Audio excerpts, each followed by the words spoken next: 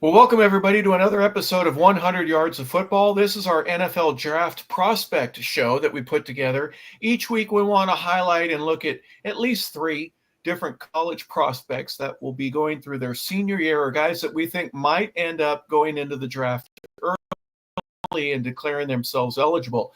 Along with Vincent Turner, our host, Logan Landers, our producer, I'm Harper LeBel. And today we're going to look at three different players, a linebacker and two tight ends. That makes me happy. At the tight end position, you got to be able to catch. But if you can't block, there may not be room for you at the end. You'll have to go somewhere else. But we're going to talk about a couple of those.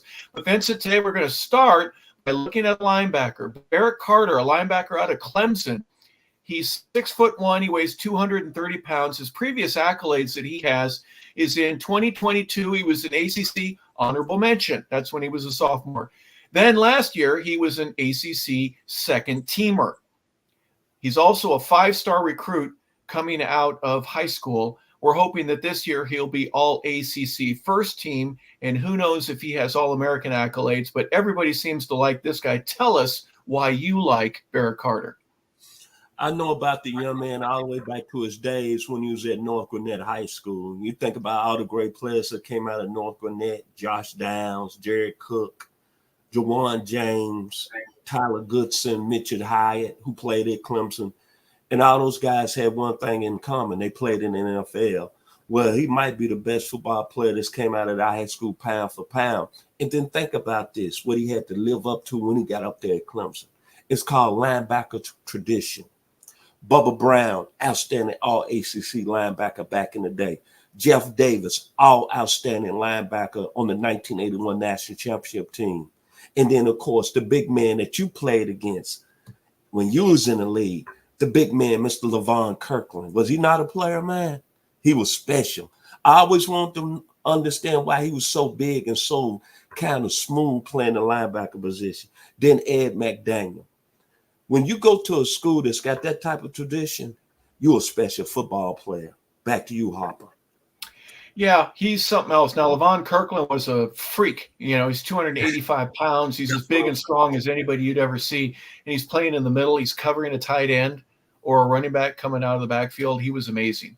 To be put in that category is certainly a very special place. But Carter's wingspan and his length right now, those are an issue to many NFL scouts. Being at 6'1", they'd want him to be a little bit bigger. Guess what? You can't do anything about that. You can't create a guy in the laboratory or like you would do if you had a general manager role in a video game. You know, if you're playing Madden and you can create your own guys. But he's got the speed, the tenacity, everything else that you would want. He can cover tight ends. He can cover running backs. He can get to the quarterback from either side of the ball. Those are some things that are little steps that people notice, that if you get enough of those, before you know it, you're not running, but you're sprinting down the field in terms of what you can bring to the table. I'm going to read something from one of the draft because there's some things that he does that are fantastic, but you know, nobody's perfect. The issue that shows up on contact is his tackling ability in 2023. He missed or had too many tackles that were broken off by offensive players, either a running back, a quarterback, wide receiver, or a tight end. They broke free from his grasp. His functional strength question arises from him not securing the ball carrier up on contact. Now, that's an issue, right? But I think he's worked on that.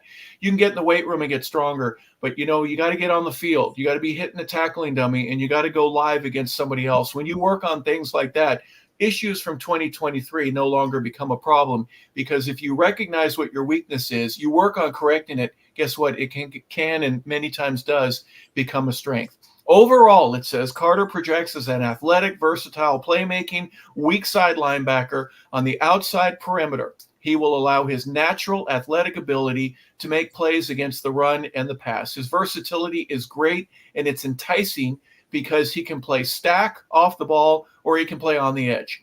He's a projected starter on day 2.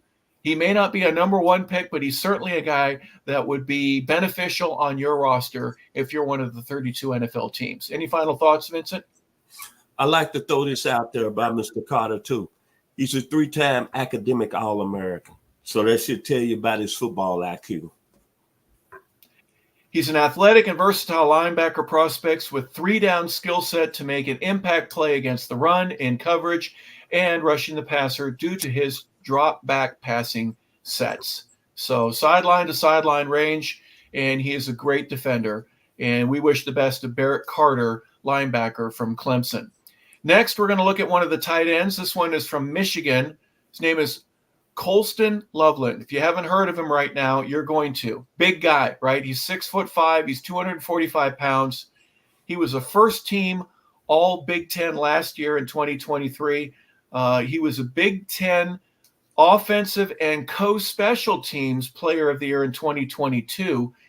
This guy can play ball, Vincent. When I think about him, if he was in another offense that threw the football a lot, like let's say Miami or Alabama or LSU, how much more better would he be? I think his stats will be off the charts. And when I look at Mr. Loveland, I think about this. I think about a guy. Now, he's got more speed than this guy, but this young man right here on the screen can catch football. I got a little bit of Dave Casper coming through my blood out of Notre Dame that played with the Raiders. Then I got a little bit of more. Now, I know people, I'm not trying to say this is a shock value, but this guy also was a good blocker because I saw this guy play in college when I was in college at Arkansas. I went down the road to Missouri. Got a little bit of Kellen Winslow in this game. I'm just saying, I don't want nobody coming on here saying, Vince, you got to get a little shock value. But look how this guy played last year. Look in the game against Alabama and Washington, how he stretched the seam as a tight end. He was running away from linebackers. That's all I have to say. Give it back to you, Mr. LeBel. Yeah, you talked about pass catching. Now, last year's team, Michigan, guess what? They're playing for the national championship, and they win it. He averaged 15.1 yards per carry last year.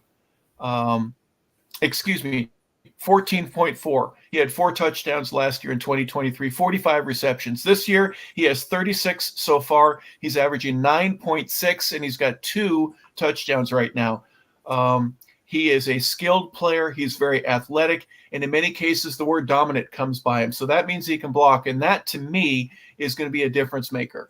If you can run down the field, yes. The Atlanta Falcons have a receiver in Kyle Pitts who can run down the field, but he's not a guy that can stay on the field, at least not in the true tight end position. He's more of a wing or a slot guy, and have him block a safety or a nickel back. He's not very good at blocking the ends. And if Loveland is able to do something like that, a guy that outweighs him by 10 or 15 pounds, just so that he doesn't make first contact on your running back or on your quarterback, then he's got a chance to stay in the league for a very long time. We mentioned special teams as a part of his rookie or freshman year at the University of Michigan. That'll come into play in the early years that he's playing in the National Football League. He's a big guy, and sometimes he plays a little bit too high. He doesn't have great speed, but he is good at once he catches the ball, his acceleration is something that excels for him and puts him above many others. He's going to benefit by adding more muscle mass. He already looks big right there, but at 260, maybe he's not Gronk, but if he's a Gronk type guy that can still keep a seam and running fast down the middle of the field, that'll be a great advantage for him as well. There are some that say he is a Pro Bowl caliber tight end right now, so he would be a day one pick. That may not happen because there's not a whole high demand on tight ends, at least not in the first round. But if he does go in the first round and he does make it to the Pro Bowl, then he will satisfy, obviously, a lot of the scouts' predictions for him. Very good player out of the University of Michigan. Any final thoughts on him, Vincent? All I can say he's a special player. I can't wait to see him get in the offense that really uses his skill set to a high level, because I think this gentleman can put up numbers at the next level.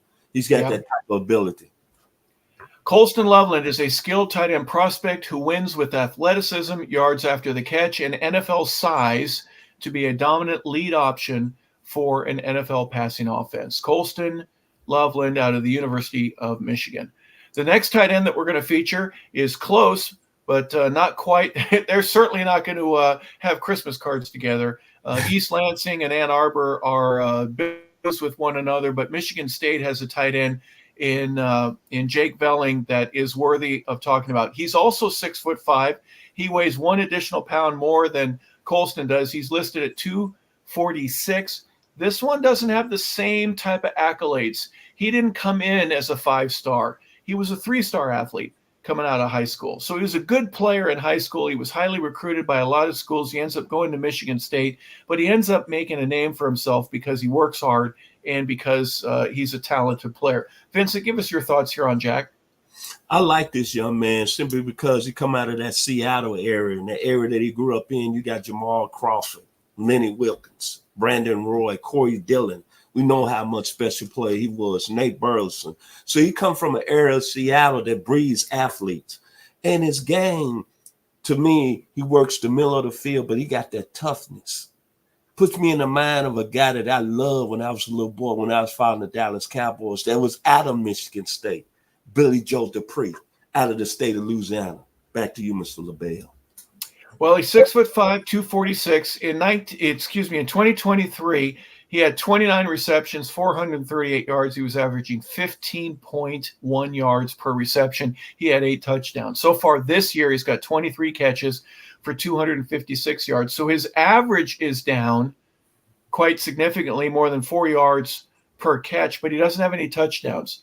Now, am I blaming Aiden Childs for this? Aiden Childs has 6 touchdowns and 9 interceptions for Michigan State right now.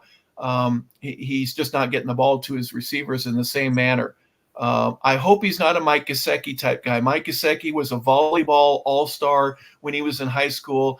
He goes to Penn State, big, tall guy, 6'6", 250 pounds, but he wasn't a good blocker. Now, he's still in the league, so don't get me wrong. I'm not criticizing Mike Gesicki, but Mike Gesicki could be a Mark Bavaro, only the difference is Mark Bavaro was the best blocker, at least in terms of tight ends, that I'd ever seen. He was amazing at his ability. And there are others that do a much better job than what the average is. We're just hoping that Jack Velling has an opportunity, work on his upper strength, work on his ability to get down the field. But if he can block an end or an outside linebacker, the promising future that he has right now, it's off the charts. He's a talented tight end prospect with NFL measurables who in the middle of the field, as you mentioned, Vincent, and consistent pass catching force against any type of NFL defense. Right now, he's listed as a starter on day 2. He wouldn't be a number 1 prospect, but Vincent, that could change for this young man as he gets a little bit bigger and as the season progresses. My final words about Mr. Velling, I'm going to say zone locator. Zone locator. Back to you, Mr. LeBel. And plus, you're looking at the history of Michigan State, Billy Joe Dupree, too. Back to you, Mr. LeBel. Yep, absolutely. It says he's not the most explosive athlete who's going to get past a defender in man coverage. He's more of a man-to-man type savvy guy that will be able to break away from safeties or outside linebackers. His physical presence needs to improve a little bit, and it will. Obviously, he's got time between now and the draft and obviously training camp to work on some of the things. Again, like I mentioned earlier, a good player is one that recognizes his weaknesses and he is able to accelerate past those and turn them into strength. Overall, Velling projects as a productive starting tight end with blocking upside due to his NFL frame. He's fit in a pro-style offense that can mix with under-center runs and empty pass-setting concepts, allowing him to remain in an alignment fluid offense. He's a big target who can create headaches for most NFL defenses in the seams and in the middle of the field. And he can move the chains on third down. Those are the looks that we have had a chance to observe over the past couple of weeks as we've been trying to bring an insight at some of the top prospects here. Vincent, your final thoughts here on the show. I think we got 3 good players that play at 3 real good football programs. What more can you say about Clemson, Michigan, and Michigan State? And I think when it's all said and done in the 2025 NFL draft, all these gentlemen are going to be drafted real high. Quality football. Yeah, I don't see any one of them. I don't see any one of these guys being drafted after the 4th round, especially as they improve and as the season progresses itself. I think the proof will be in the pudding. So we've looked at Bear Carter, we've got Colston, Loveland, and Jack Velling, a linebacker and 2 tight ends that you would be very glad to have on your NFL team. So for Vincent Turner, for our producer, Logan Landers, I'm Harper LeBel. Thank you for tuning in to another episode of 100 Yards of Football. And this is our NFL Draft Prospect Show. We appreciate you tuning into it. Have a great day, everybody.